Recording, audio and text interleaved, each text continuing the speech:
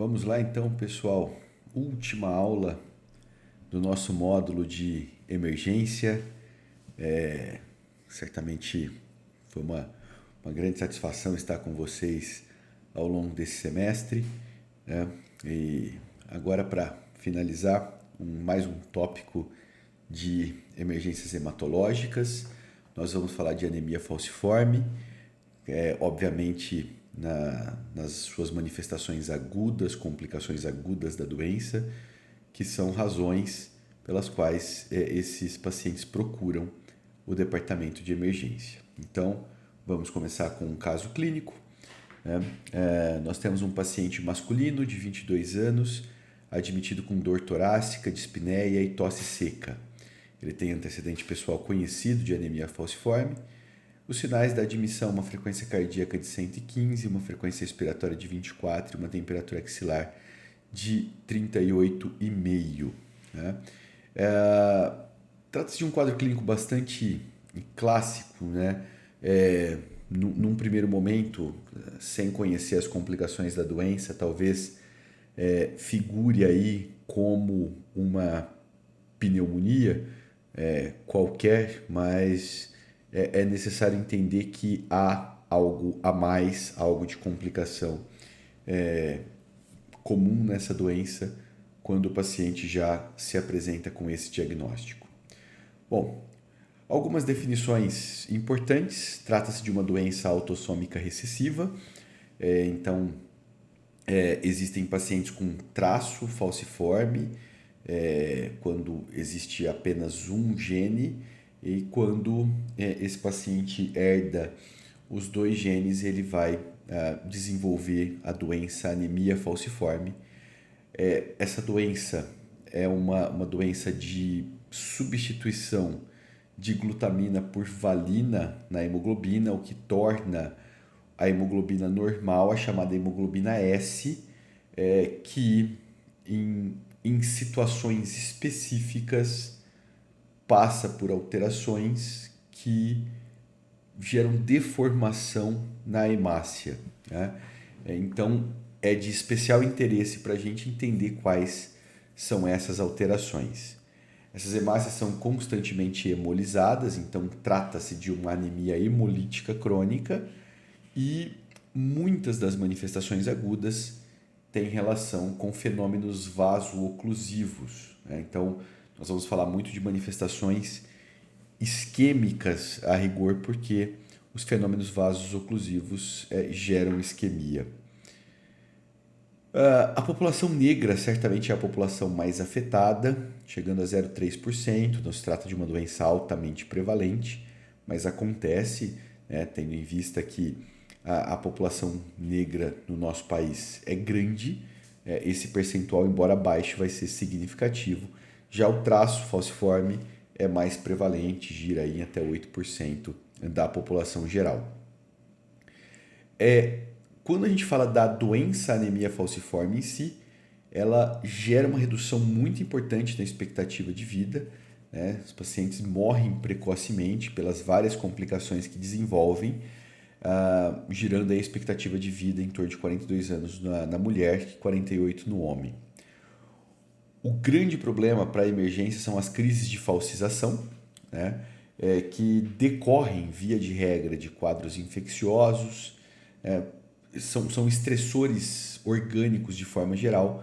Quadros infecciosos, hipoxemia, acidose podem desencadear as crises de falcização. Além disso, a hemólise, que é uma constante na doença, por vezes pode ser exacerbada, como na crise de sequestro esplênico que nós vamos estudar, e quando associada a outras doenças como deficiência de G6PD, isso também pode se exacerbar. A polimerização da hemoglobina S, então, tem uma clara correlação com esses fatores estressores. A desoxigenação do sangue, consequentemente, da hemoglobina, é um fator para polimerização, essa mudança de formato e consequente falcização da hemácia. Isso gera perda de solubilidade, portanto, aumento da viscosidade do sangue, e consequentemente, os fenômenos vaso-oclusivos que geram prejuízo da irrigação de certos segmentos do corpo. Essa falsização ela é, num primeiro momento, reversível. Quando ela acontece repetidas vezes, ela pode sim se tornar irreversível, tá? E normalmente é aí que acontecem os fenômenos de vaso-oclusão. Dentre os fatores de falsização que merecem destaque, novamente para reforçar, alta concentração de hemoglobina S na hemácia, o que é uma característica da doença, desidratação celular, e aqui a gente começa a perceber que algumas alterações patológicas justificam depois a terapêutica. Então, se desidratação celular é um problema, e veja que nós estamos falando de desidratação do intracelular, eu devo hidratar o paciente e preferencialmente hidratar com soluções hipotônicas que façam com que esse líquido pare de fato no intracelular.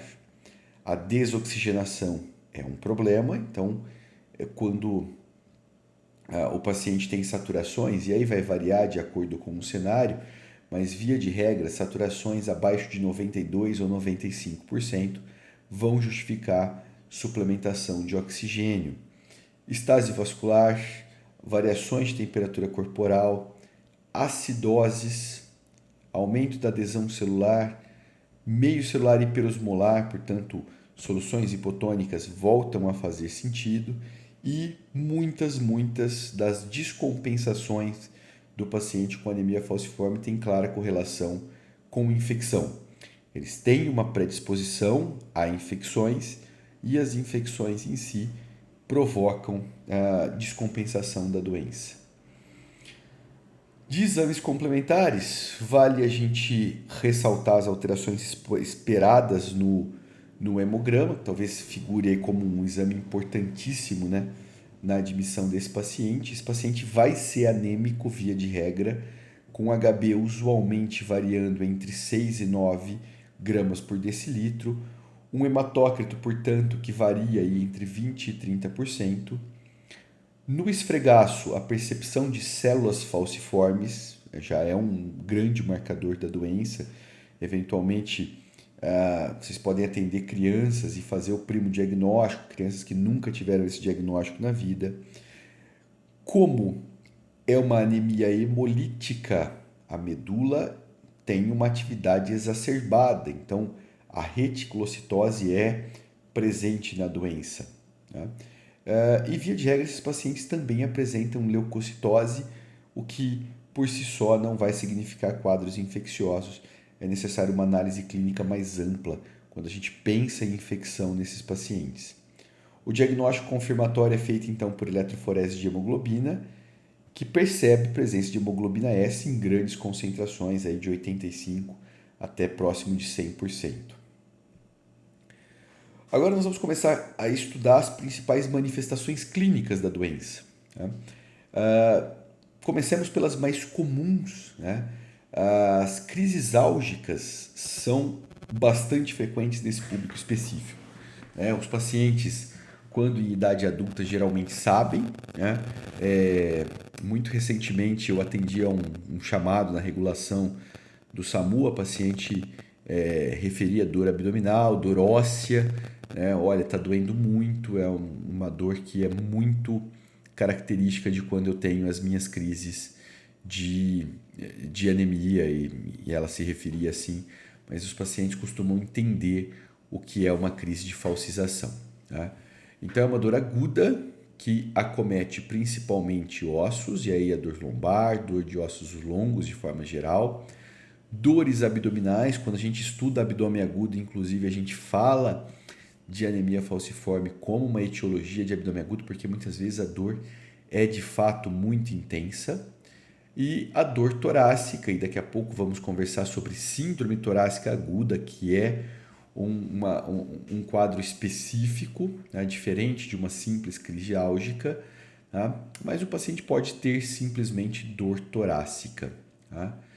Via de regra, a crise álgica decorre de fenômenos de vaso-oclusão e provoca nos órgãos lesão de isquemia-reperfusão.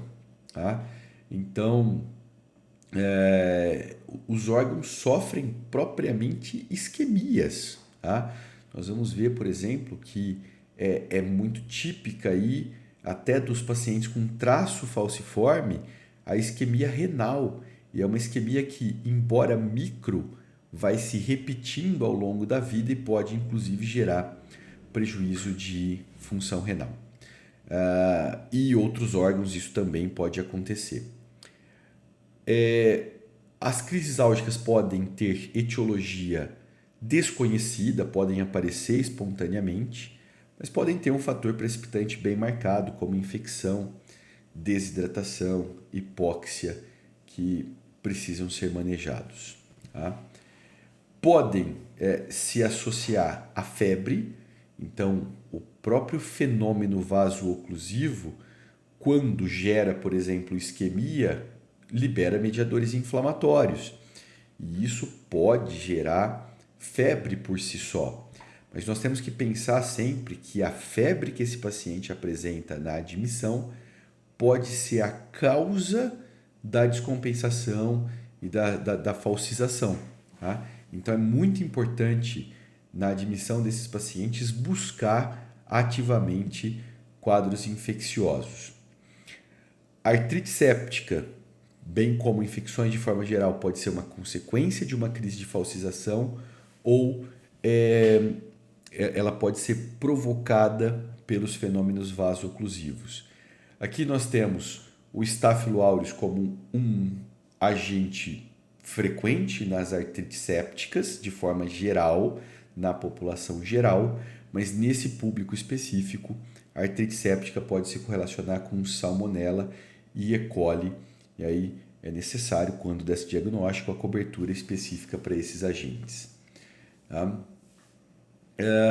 Outras doenças associadas tem que gerar aí cuidado na hora de raciocinar, né? Algumas inclusive demandam imagens adicionais, por exemplo, o infarto renal que mencionei pode ser inclusive uma causa de dor lombar, né? Então não ser uma simples uma crise álgica aí, mas sim ter um fenômeno isquêmico acontecendo de fato.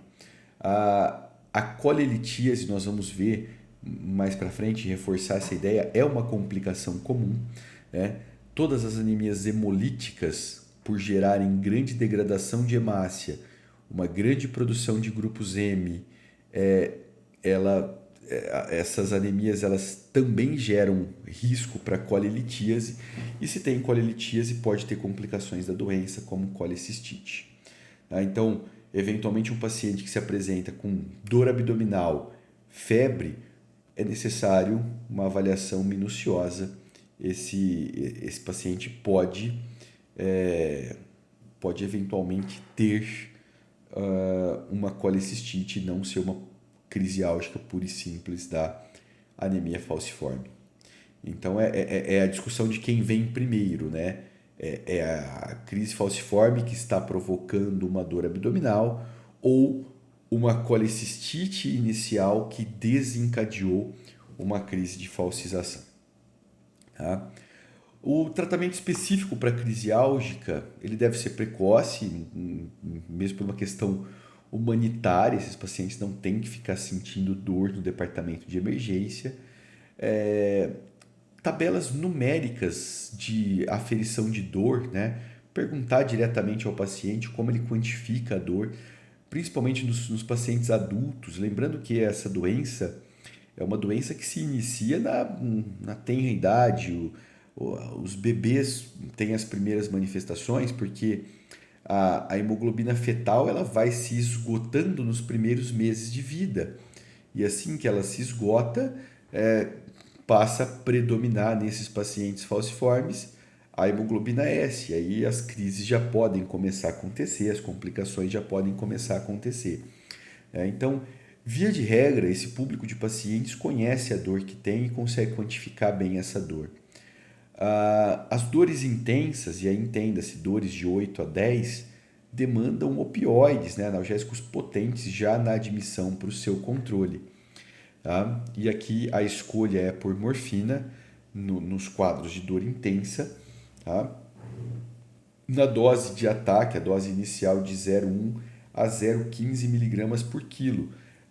Isso, se nós formos pensar um indivíduo de 70 quilos, peso médio de um adulto, dá 7 miligramas. A ampola tem 10 miligramas, então, via de regra, a gente pega aquela ampola, dilui em 10 ml, cada ml passa a ter 1 miligrama, então a gente faz 7 ml para esse paciente como dose inicial. Tá? Uma dose importante. Aí, veja, se eu vou fazer 0,15, eu posso fazer a ampola toda, tá? Sem grandes problemas para esse paciente. Essa dor vai ser reavaliada. A morfina tem o seu início de ação em no máximo 5 minutos. Né? Então, a recomendação é que a cada pelo menos 20 minutos esse paciente seja reavaliado e a dose repicada até um controle álgico adequado. E o repique de dose vai ser de aproximadamente 1/4. Então, depois de fazer 7 miligramas, a gente vai aí fazendo 2 miligramas por vez até um controle álgico adequado. As dores leves e moderadas podem ser manejadas com analgésicos comuns, derivados opioides como codeína, tramadol. A associação com o AINE isoladamente não parece ter grande benefício para esses pacientes, mas a associação pode ser interessante. Outro pilar aqui, como a gente tem lá a desidratação como uma causa de falcização, né? A própria viscosidade aumentada do sangue como um grande problema para os fenômenos vaso-oclusivos, hidratar esses pacientes é uma boa ideia. A lógica da hidratação que a gente tem aqui vai servir depois para as outras complicações que nós vamos ver. Tá? A recomendação é de 50 ml por quilo em 24 horas. Novamente, falando aqui de um indivíduo de 70 quilos, nós estamos falando de 3.500 ml de solução ao longo de um dia. Tá? A preferência é por soluções hipotônicas, e aí vale a pena vocês raciocinarem como construir essas soluções hipotônicas, porque há várias situações clínicas em que a gente usa. Né? O jeito simples é você pegar o soro fisiológico, que tem 0,9, é uma concentração próxima do fisiológico, e diluir isso em água destilada, ou até, aqui a recomendação até é para fazer em soro glicosado, que tem 0 de cloreto de sódio. Então a concentração de cloreto de sódio, se eu fizer meio a meio, vai ser de 0,45%. Se eu fizer 1/4 de soro fisiológico para 3/4 de soro glicosado, vai ser de 0,225%, 1/4 da concentração inicial. Tá? Então, a hidratação deve ser feita com soluções hipotônicas, com osmolaridade menor que a do sangue, a do plasma. Tá? Quanto mais se hidrata, aumenta-se aí o risco da síndrome torácica aguda, que nós vamos discutir daqui a pouco. Então já é interessante, é uma recomendação que se comece a prevenir a síndrome torácica aguda, que é um quadro associado a uma mortalidade maior. Tá? A espirometria de incentivo é recomendada, então.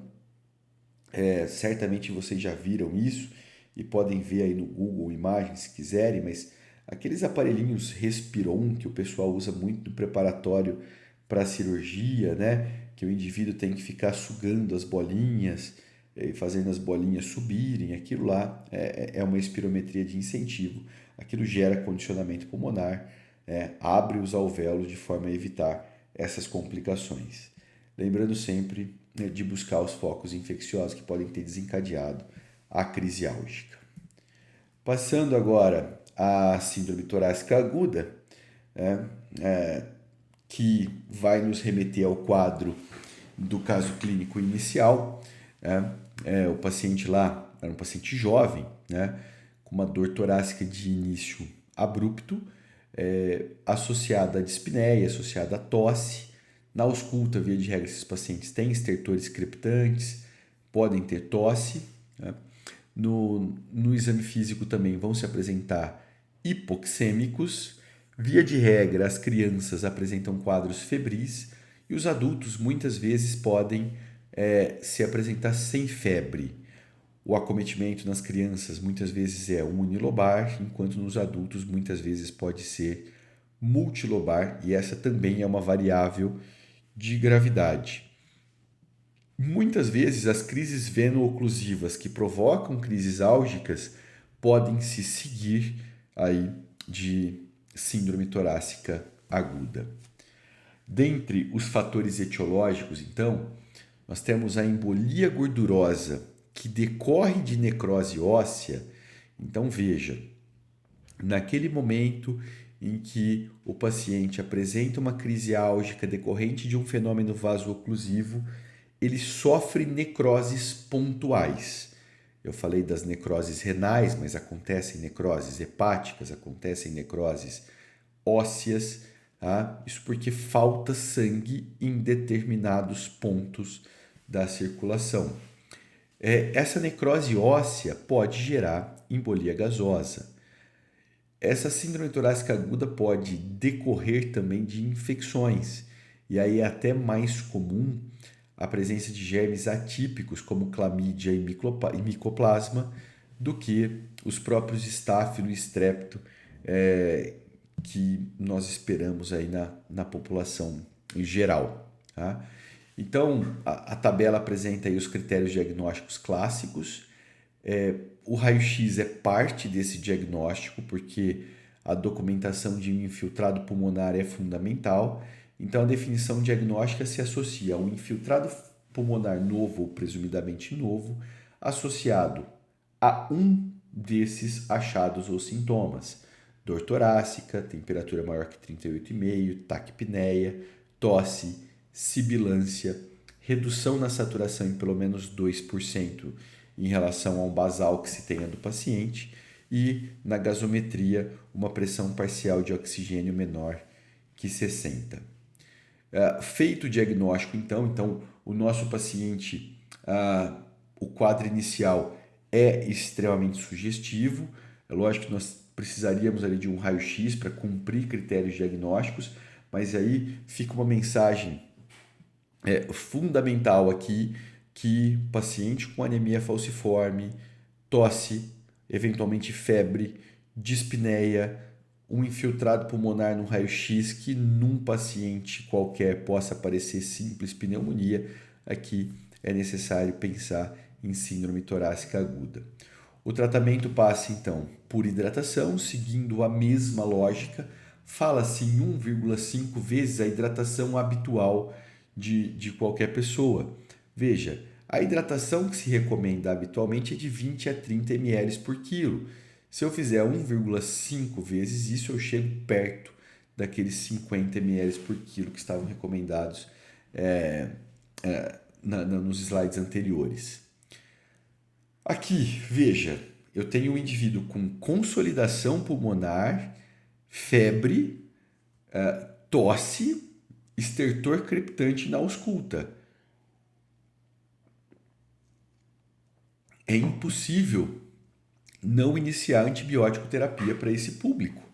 É impossível distinguir isso, se se trata de um quadro infeccioso ou não se trata de um quadro infeccioso. Sugere muito um quadro infeccioso. Então, é recomendável a antibiótico terapia empírica para esses pacientes. Os esquemas sugeridos são uma cefalosporina, ceftrexona ou ceftaxima, e aqui lembrando que a ceftrexona pode provocar hemólise, então se houver evidência de hemólise exuberante naquele momento, talvez não seja a escolha, tá? Embora apareça como uma opção antibiótica. E um macrolídeo, claritromicina ou azitromicina, para a cobertura dos germes atípicos que podem acontecer aí também, ou monoterapia com levofloxacina é uma opção de esquema aqui também. Tá?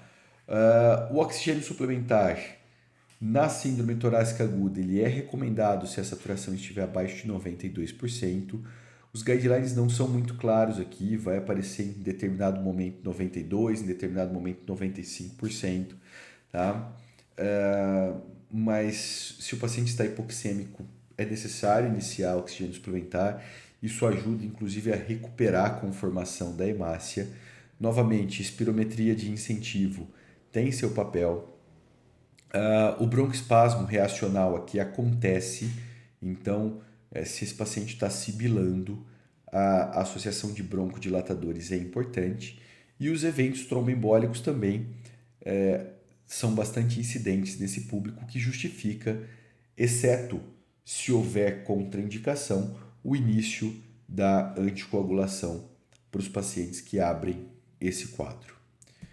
Seguindo aqui, ainda pensando em eventos vasoclusivos, esses pacientes podem fazer AVCs, e aqui a gente fala de AVC isquêmico predominantemente, mas lembrando que territórios isquêmicos podem ter transformações hemorrágicas, então o AVCH não é impossível nesses pacientes, pode acontecer também.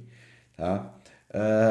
Feito o diagnóstico de AVC, nesse público específico, a hidratação vai ter benefício, porque muitas vezes esse AVC ele não é por formação de trombo ou por migração de êmbolo, mas sim por fenômenos vaso-oclusivos da anemia falciforme. Então, tratar também essa doença de base é muito importante. E tratar essa doença de base significa hidratar, manter uma saturação adequada, tá? O que não dispensa o restante do manejo do AVC. Por exemplo, tomografia para avaliação de quadros hemorrágicos, né? A trombólise, na mesma janela de trombólise, se as medidas iniciais não surtirem nenhum efeito, esse paciente é sim, muitas vezes elegível para trombólise, porque eu não tenho certeza que não se trata de um evento tromboembólico e sim vaso-oclusivo. Se eu estou diante de evento vaso-oclusivo, nós precisamos lembrar que hiperventilação favorece vasoespasmo, então isso não é nem um pouco interessante, portanto deve-se evitar hiperventilação nesses pacientes. E há relatos também de melhora com transfusão, mantendo o HB acima de 10 para esse público específico. Dentre as manifestações propriamente hematológicas da anemia falciforme, algumas merecem destaque. Como se trata de anemia hemolítica, a reticulocitose acontece, a atividade medular é uma atividade alta, qualquer disfunção na produção de eritrócitos pode gerar repercussões clínicas importantes. Então, figura como uma das manifestações mais importantes, principalmente na infância, a aplasia da série vermelha, que se associa muito ao parvovírus B19 ou eritrovírus, que é um vírus com tropismo por glóbulos vermelhos. Ele prejudica a produção de glóbulos vermelhos e isso pode, nesses pacientes, gerar anemias severas. Na população de forma geral, na população pediátrica, os parvovírus acontecem, podem gerar doenças eritematosas e até quadros anêmicos, mas geralmente não são tão graves. Agora aqui, numa doença hemolítica, isso pode ter um significado um pouco mais importante. Como se trata de um quadro infeccioso, esses pacientes podem ter associação de febre. Tá?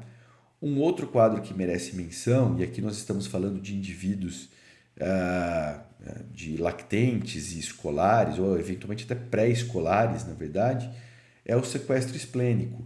Isso porque, com o passar do tempo, esses pacientes passam por uma autoesplenectomia. Então, na vida adulta, é usual que não tenham baço. Por quê? Porque esse baço ele vive numa pressão tão grande de destruição de hemácias, essas hemácias com formato anormal passam pelo baço e são destruídas, Na idade adulta, esses órgãos começam a sofrer a chamada autoesplenectomia. Mas nas idades iniciais, os pacientes podem, e via de regra ainda tem baço atuante, e em determinados momentos eles podem ter essas crises de sequestro esplênico, tá? Em que o baço assume um papel ali, destrói massivamente hemácias, gerando quedas importantes de HB e HT. Como existe uma esplenomegalia aguda, esse baço agudamente cresce, a distensão da sua cápsula pode provocar dor no hipocôndrio / flanco à esquerda, tá? E esse sequestro se estende aí a plaquetas, né? E se existe um grande sequestro esplênico, vai acontecer reticulocitose. Essa é uma complicação possível também. Agora passando a outras manifestações clínicas, né? O priapismo também pode acontecer nesses pacientes. O priapismo aqui se define como uma ereção persistente, dolorosa do pênis ou do clitóris, importante ressaltar, que não se associa à estimulação sexual. Nós vamos ter dois tipos de priapismo. Os priapismos de alto fluxo, tá? Que muitas vezes se relacionam a fístulas arteriovenosas, traumas penianos, e os priapismos de alto fluxo, pensem, eles acontecem por um alto fluxo arterial de sangue no pênis. Então não há risco de hipóxia tecidual do pênis. Agora aqui, os fenômenos vaso-oclusivos dificultam a drenagem venosa do sangue que está no pênis ou no clitóris. Então, é por isso que é chamado de priapismo de baixo fluxo. O problema não é um fluxo alto entrando no pênis ou no clitóris, o problema é um baixo fluxo de saída. Isso gera um ambiente hipoxêmico, consequentemente pode gerar danos irreversíveis. Tá? Então, os priapismos de baixo fluxo constituem-se em emergências urológicas, precisam ser drenados através de punção de corpo cavernoso para retirada desse sangue e resolução do quadro.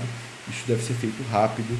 Quadros que ultrapassem aí 4 horas devem ser priorizados para resolução muito rápida do quadro. Para além dessas complicações que nós citamos, de fato, crise álgica e síndrome torácica aguda figuram como as principais complicações dessa doença, nós também temos outras complicações, via de regra relacionadas a fenômenos vaso-oclusivos. Merecem menção: necrose vascular da cabeça do fêmur, infecções por germes encapsulados, lembrando que esses pacientes são autoesplenectomizados, colelitíase acomete mais de 70% da população com anemia falciforme. Consequentemente, esse público tem muitas complicações de colelitíase, como colecistite, coledocolitíase. Tá? Hemosiderose, um acúmulo de ferro em diversos tecidos, inclusive tecido cardíaco, o que pode gerar disfunção cardíaca com o passar do tempo aí. Essa hemosiderose ela decorre de hemotransfusões repetidas. Esses pacientes precisam ao longo da vida de muitas hemotransfusões. Os microinfartos renais, a gente disse, é até mais comum no paciente com traço falciforme, algo paradoxal, mas acontece no paciente com anemia falciforme também. Isso pode cursar com prejuízo de filtração e eventual disfunção renal com o passar do tempo. Úlceras de extremidade por deficiência de circulação também, principalmente em maléolo medial, pode acontecer úlcera decorrente desses quadros. Hipertensão pulmonar também, menos comum, são quadros menos comuns, mas que podem acontecer. Então, de mensagem final aí, sempre estar atento aos pacientes que chegam já com esse diagnóstico. Lembrar que a base fisiopatológica das complicações agudas da anemia falciforme consiste na deformação da própria hemoglobina e, consequentemente, da hemácia, que decorre de algum estressor, normalmente hipoxemia, desidratação, que vão ser a base da terapêutica na maioria das doenças. Muita atenção à síndrome torácica aguda por sua alta mortalidade no seu manejo. Eu agradeço aí a companhia do semestre todo e encontramos-nos no internato de vocês e nas próximas festas. Um grande abraço, muito obrigado.